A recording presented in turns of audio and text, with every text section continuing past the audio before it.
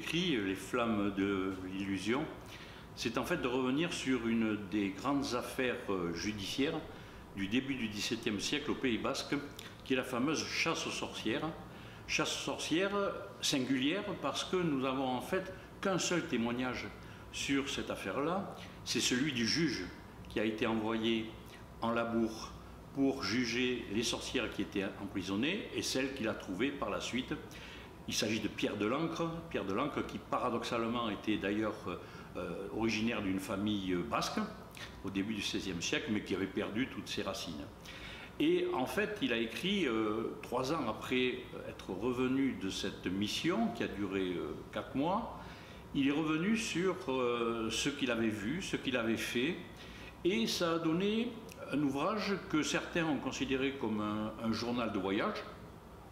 avec un contenu ethnographique, pourrait-on dire, de façon un peu anachronique, mais il décrit le Pays Basque qu'il voit, et ce Pays Basque pour lui, c'est un Pays Basque un pays d'Indiens, en quelque sorte, un pays qu'il découvre, et où il découvre des choses qui vont le perturber, parce que lui,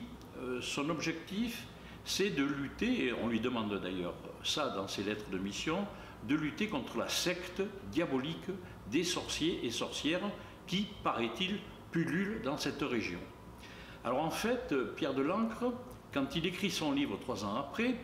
quelque part, c'est une légitimation de son action et une explication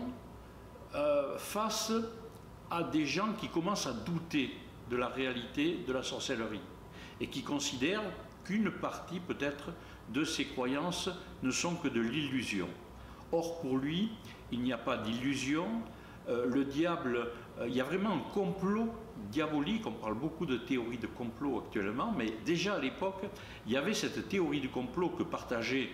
toutes les autorités laïques, ecclésiastiques, etc. C'était la présence du diable partout en Europe, et le diable agissait au travers de gens qui étaient ses affidés, qui étaient les membres de sa secte, qu'il marquait d'ailleurs de la fameuse marque de la sorcière qu'on va essayer de retrouver sur le corps des accusés et qui va prouver, c'est la seule preuve d'ailleurs matérielle qu'on peut avoir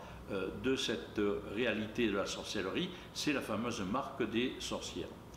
Et donc le livre qu'il va écrire est la seule source aujourd'hui que nous ayons pour travailler sur cette chasse aux sorcières de 1609.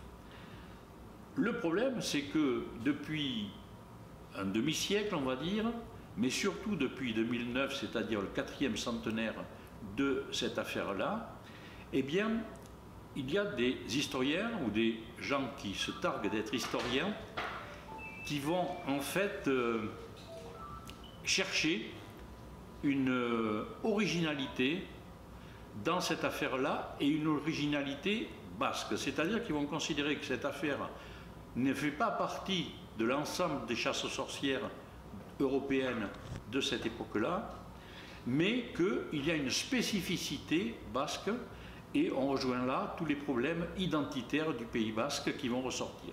Et ce que j'ai essayé de faire, c'est de revenir à la réalité des choses, à la contextualisation historique de cette affaire-là et d'essayer de démonter en quelque sorte toutes les hypothèses, parfois farfelues, qui ont cours actuellement.